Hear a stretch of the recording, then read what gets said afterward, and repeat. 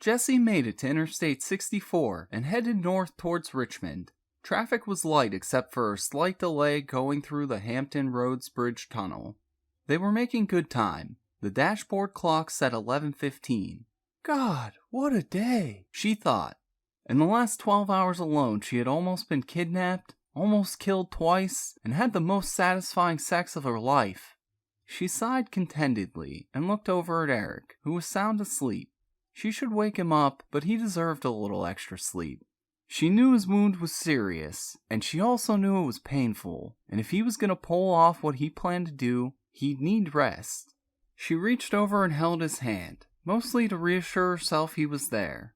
Eric wasn't as big or muscular as Greg, and he didn't have his brother's rugged good looks, but he was far from ugly, and he had fought as fiercely as any soldier to save her. She shuddered as the visions of the short, brutal fight flashed through her mind.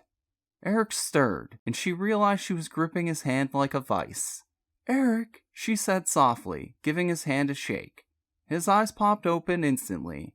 "It's okay," she reassured. "I let you sleep a few extra miles." Eric stretched and sat up straight, wincing as he did. "How's the leg?" Jessie asked with concern in her voice. "Hurts like hell, but I think I'll live," he said, picking up his soda and sipping it.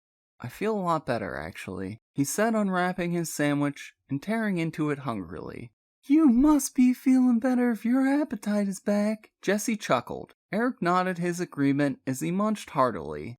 He quickly wolfed down the rest of his sandwich and a bag of chips, and he guzzled his soda.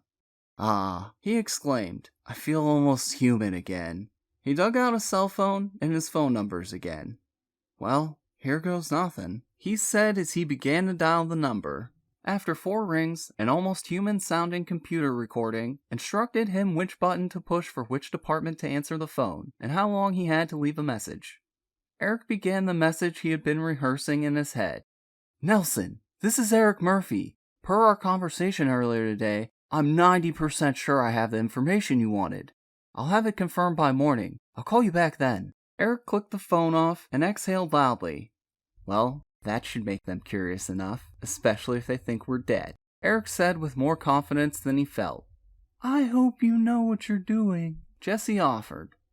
Sean always said, doing something, anything, even if it's wrong, is always better than sitting around with your thumb up your ass. If it doesn't kill you, you'll gain experience, and maybe you won't fuck it up so bad next time, Eric quoted. "What if you fuck it up and it kills you?" Jessie questioned. "That's what I asked him the first time he told me that," Eric said, grinning. "You know what he said?" Jessie shook her head no. "He said if you fuck it up and it kills you, you won't have to worry about the next time." They chuckled together. "That's not very reassuring," Jessie added. "I know, but it's the best I can offer right now," he said, reaching over and stroking her cheek.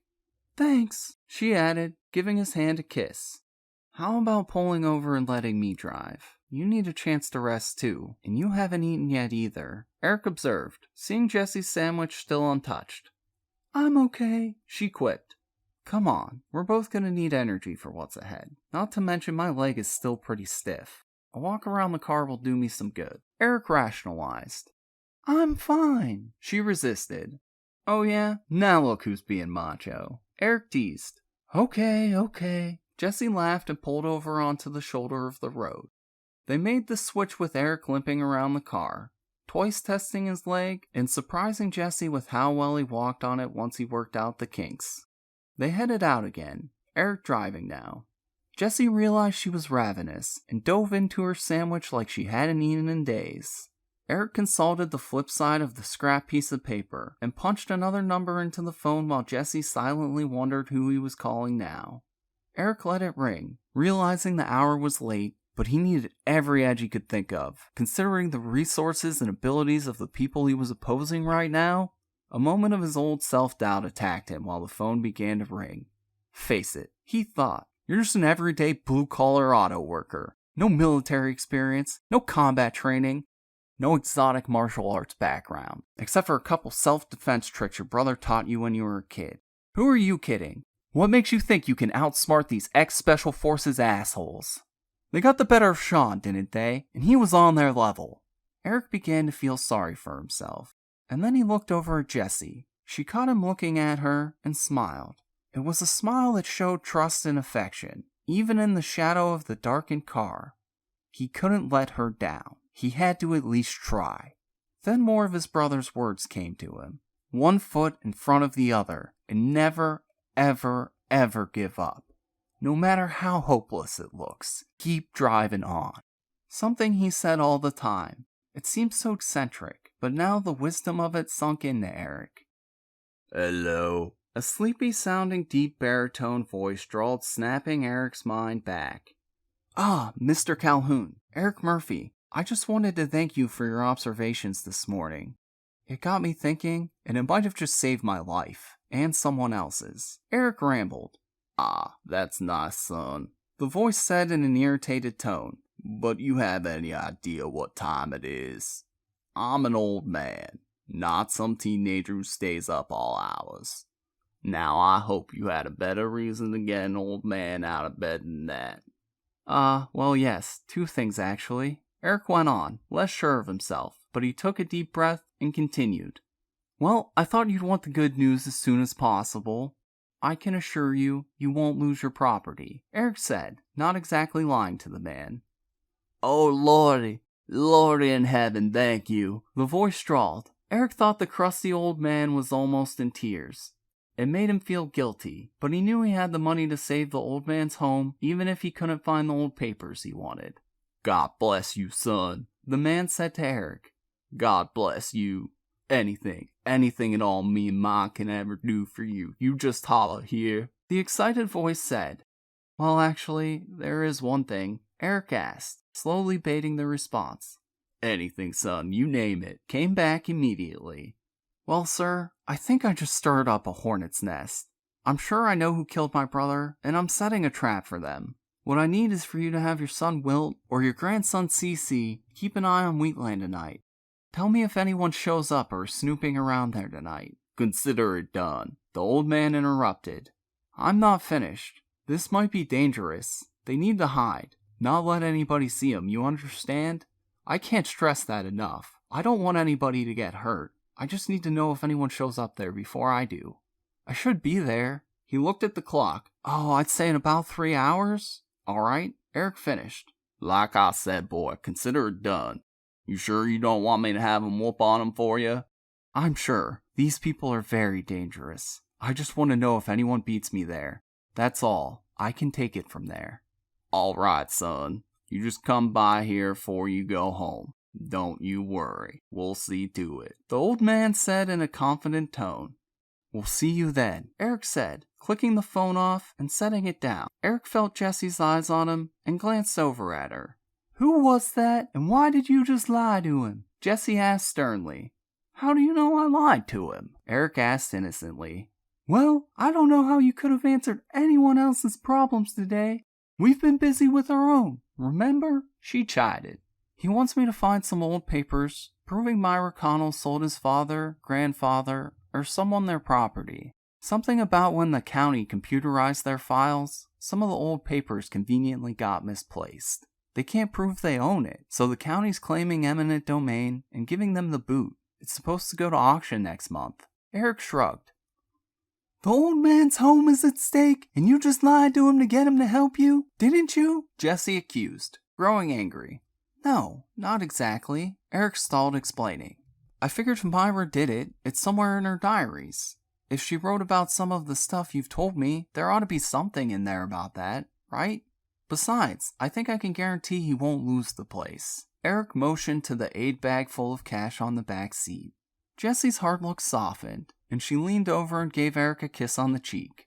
I'm sorry for doubting you, but I've read the diaries almost all the way through, and I don't remember her talking about selling off any land, even when she was older. What did you say the man's name was? She asked, something clicking in her memory. Sam Calhoun? I think it's Samuel. Anyway, his son Wilton was the one they picked up for the murders, but I don't think he did it. They let him go yesterday, because they couldn't find enough evidence to hold him on. No motive, no evidence, just that he lived nearby and he happened to be black. That's it, Jessie snapped, her memory triggered. He's black? She asked. Yeah, but that's not... Eric tried to argue, but was interrupted. Myra Connell didn't sell off any land, but she did deed a section of it to little Samuel, the slave, or ex-slave, when he was grown, Jesse explained.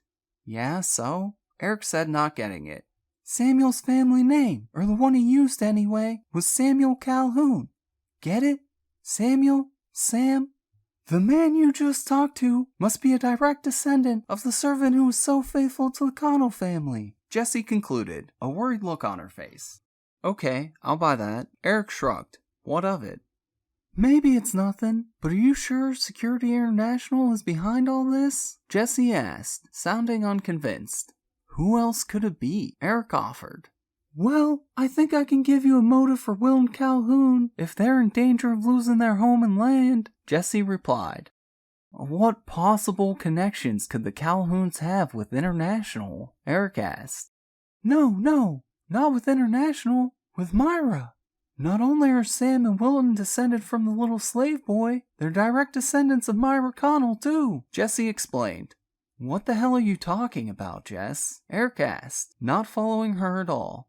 Jessie sighed, took a deep breath, and began to explain. Myra explains it all in her diaries, and refers to it often in the later years. She was some tough woman, way ahead of her times. You see, Samuel, the devoted houseboy, stayed on after the war. Remember earlier, when I told you how he saved Myra from being raped by Bob and Charlie Ford? Yeah, I remember, Eric acknowledged. Well, to make a long story short, when Samuel was grown, he married. He and his bride lived at Wheatland. His bride helped Myra take care of her aging parents, and Samuel tended to the farm. Well, Myra's parents died only months apart, her father of a sickness, and her mother of a broken heart. At least that's how she describes it. Anyway, Myra was all alone now, and she was still hopelessly in love with Wilt, even though he was long dead. She got so depressed that she started wasting away as a spinster.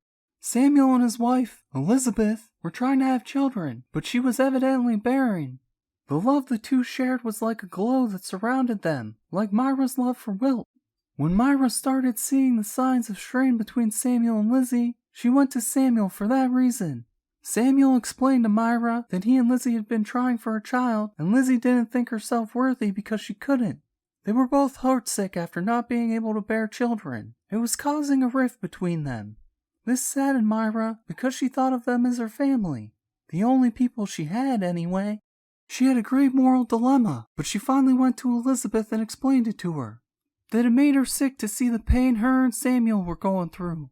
She told Lizzie she had no desire for a man since Wilt, but had strong needs as a woman, and she felt she was wasting away. She offered to bear a child for them, if Lizzie would consent to let Samuel lay with her. She explained she didn't want Samuel, but only to pretend he was her Wilt. That's pretty twisted, don't you think? Eric interjected.